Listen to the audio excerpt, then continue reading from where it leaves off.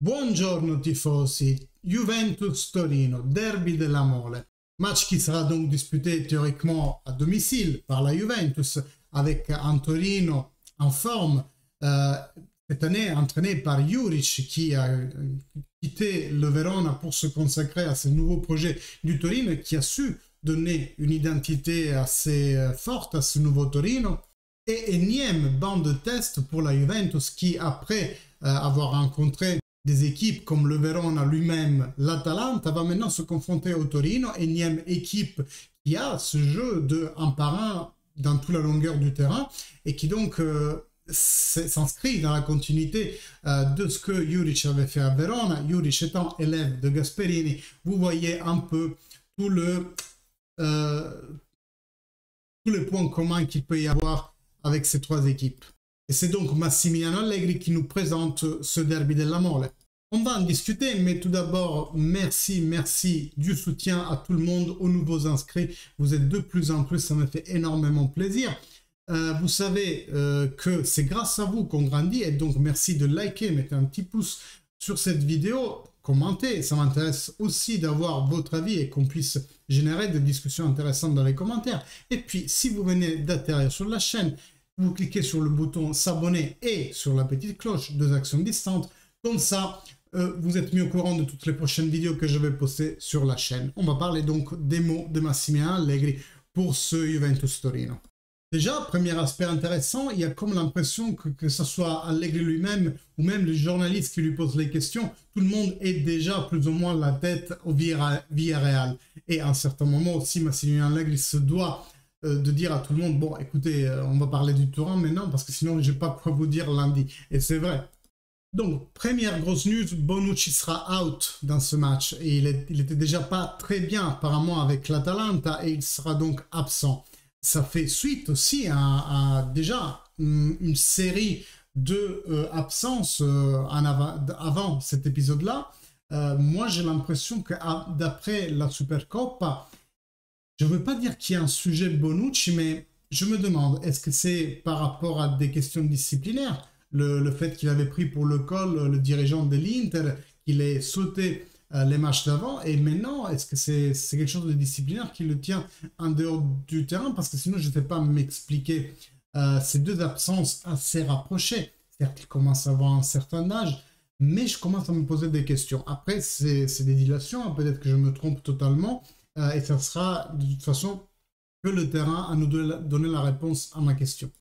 Chiellini, lui aussi, on le sait, il n'est pas disponible, donc la défense, ça commence à être short là derrière. On pourrait se dire, bah, tiens, on n'a qu'à mettre Danilo central. Eh bien non, parce qu'il a été disqualifié dans le dernier match contre l'Atalanta, donc il ne sera pas disponible non plus. Ça commence à être chaud. Hein. Bernardeschi, lui, il devait rentrer à disposition lundi. Ce n'est pas le cas, donc lui aussi, il sera indisponible pour le match de Turin. Et là, encore une fois, je regrette que la Juventus n'ait pas une communication meilleure vis-à-vis des blessures, parce que on nous dit ça sera toujours évalué de jour en jour, mais là, ça fait plusieurs jours qu'on devrait savoir qu'est-ce qu'il a Bernardeschi. Donc là, en ce moment, je ne vois que Delict-Rugani comme couple de centraux défensifs. Et Rugani, oui, il a fait des bonnes prestations. Par contre, là, à Torino, peut-être même Villarreal, on ira se présenter avec Rugani en central défensif. Je commence à penser que la couverture, elle est beaucoup trop courte en fait en défense, même par rapport à des estimations initiales qui étaient de avoir Bonucci et Chiellini à mi-service, l'un ou l'autre, puis un Delict qui irait compléter le package des titulaires, l'un ou l'autre, Bonucci Chiellini, et puis Rugani qui se retrouve maintenant à jouer beaucoup plus de ce qu'on avait pensé à un premier abord. Bon, de toute façon, il a bien fait dans les matchs qu'il a joué, donc bon, croisons les doigts pour le match de Torino. Voyons si Bonucci arrive à récupérer pour le Villarreal, mais je crois que c'est Mirko Nicolino qui disait sur Twitter que les bruits qu'il a, lui, c'est que ni Bernardeschi ni Bonucci n'arriveront à récupérer pour le match de Champions League qui est mardi prochain, il me semble. Allegri, bien entendu, fait les compliments à Juric, comme quoi il a redonné une âme au Torino, c'est ce que je vous disais dans l'intro.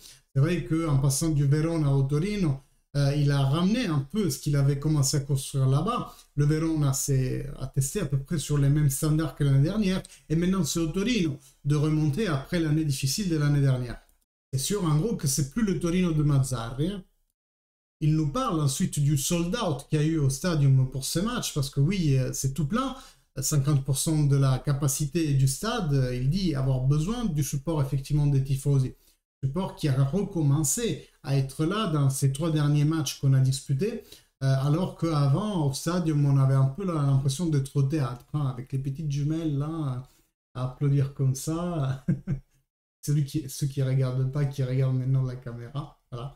Les applaudissements bourgeois, quoi.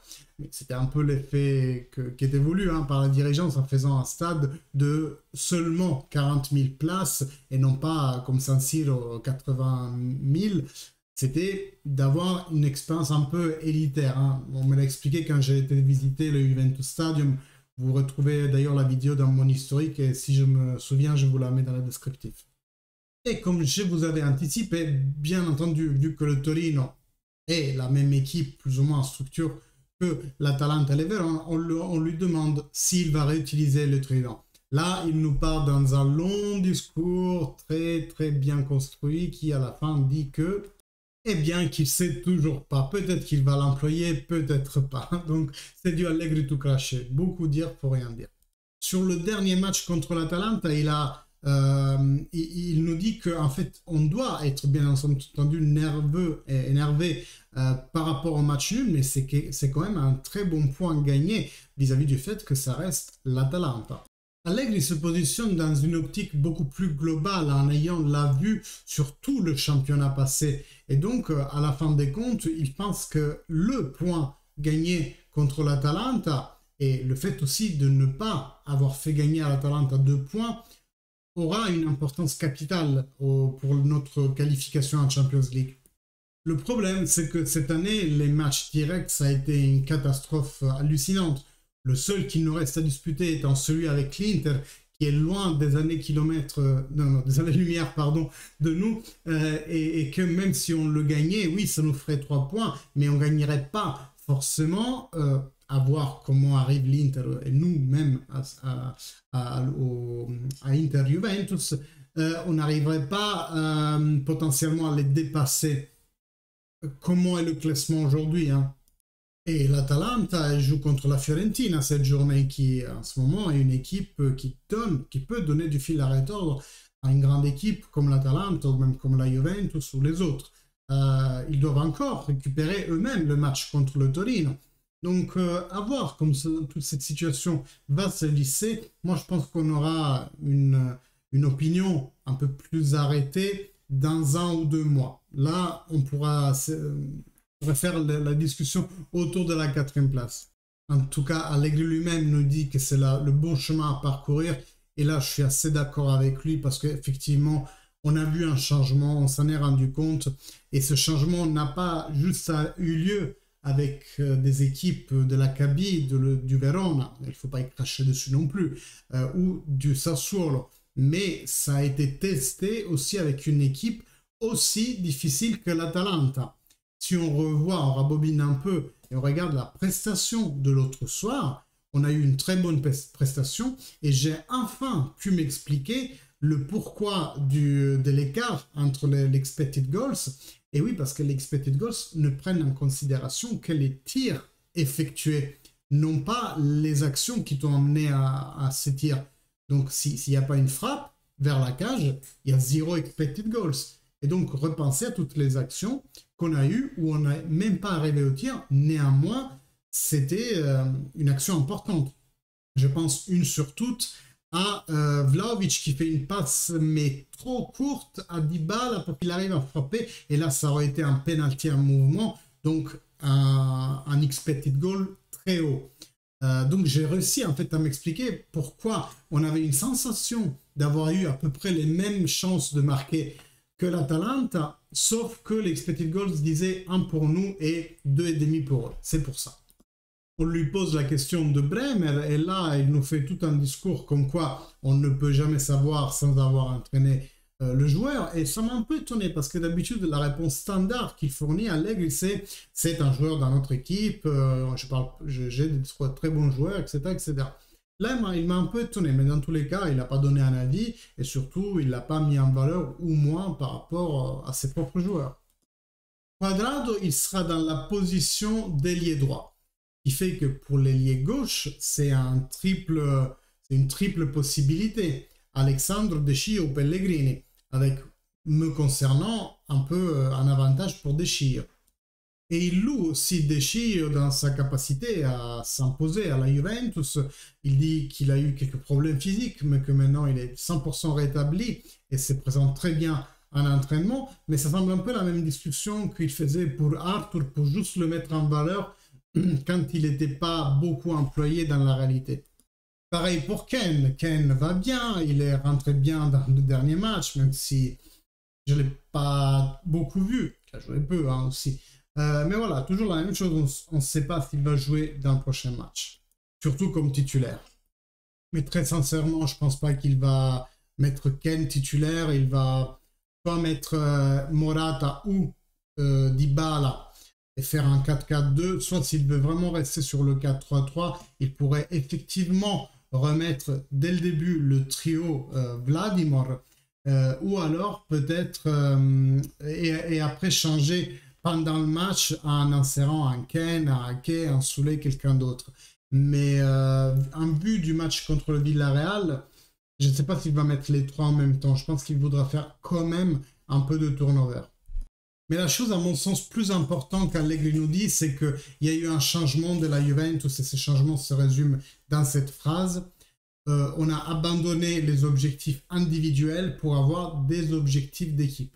Il y a une envie de gagner et de gagner en tant qu'équipe. Et ça, c'est vraiment primordial parce que l'exemple que je fais toujours, c'est l'Italie de 2006. Mais je pourrais vous citer la dernière Italie qui a gagné les Européens, l'Euro. Ce n'est pas tellement la somme des joueurs, c'est le produit que tous les joueurs ensemble forment. C'est l'être équipe. C'est vraiment créer une solidarité parmi tous les membres de l'équipe, un effort et un sacrifice mutuel qui fait qu'une équipe réussit sur un championnat en entier ou sur une compétition comme l'Euro, la Coupe du Monde ou la Champions League qui se condense seulement à certains moments de la saison. Il faut vraiment construire la cohésion et moi j'ai l'impression que cette étape a été atteinte avec le mercato de janvier. Ça me semble d'ailleurs une bonne pique lancée d'Allegri à Ronaldo, c'est mon impression, parce qu'on sait l'affection que Ronaldo avait pour ses objectifs de particulier en tant que singularité dans l'univers du football. Mais c'est vrai, et ça les anti-Juventini ne le comprendront jamais, qu'il conditionnait l'équipe, que l'équipe jouait pour lui. Et ça, oui, dans un sport collectif comme le football, c'est un problème. Mais quand quelqu'un comme Cristiano part d'une équipe, on l'a vu avec son Real Madrid, qui a eu du mal à se remettre de son départ, et bien la Juventus c'est pareil. Mais j'ai l'impression que la Juventus s'en sort beaucoup mieux que le Real c'était quoi, en 2017-2018, qui a vraiment galéré. Donc voilà, c'était un pansement, on l'a arraché, et maintenant on va se porter de mieux en mieux. Bon, mes amis, on va s'arrêter ici pour cette analyse. Moi, je vous invite à vous connecter sur Twitch ce soir à 21 h. D'ailleurs, vous pouvez même vous connecter maintenant, comme ça vous faites un petit test de login. En fait, votre compte Amazon est par défaut un compte Twitch. Vous vous connectez, vous allez suivre Juventino Paris et ce soir, on va être en connexion avec Lily et Tonio de la page Nostra Juve, qui est active sur Facebook et sur Twitter, et avec un de mes contacts sur Twitter, je ne connais même pas encore son prénom, il faut que je lui demande, je connais juste son arrobase, mais il va être en live avec nous et on va discuter de plusieurs arguments. Déjà, on va répartir du match Atalanta, on va discuter un peu des matchs de Champions League et la projection de la semaine finalement à venir entre le Torino et le Villarreal. Donc, je vous attends 21 h sur Twitch. Comme d'habitude, n'oubliez pas, petit like et petit commentaire, ça fait grandir la chaîne. Si vous venez d'atterrir, inscrivez-vous en cliquant sur le bouton s'abonner et sur la petite cloche. Comme ça, vous êtes au courant de toutes les prochaines vidéos. Et moi, il ne me souhaite qu'à vous dire à plus tard, à 21 h sur Twitch. Et fino alla fine, Forza Juventus.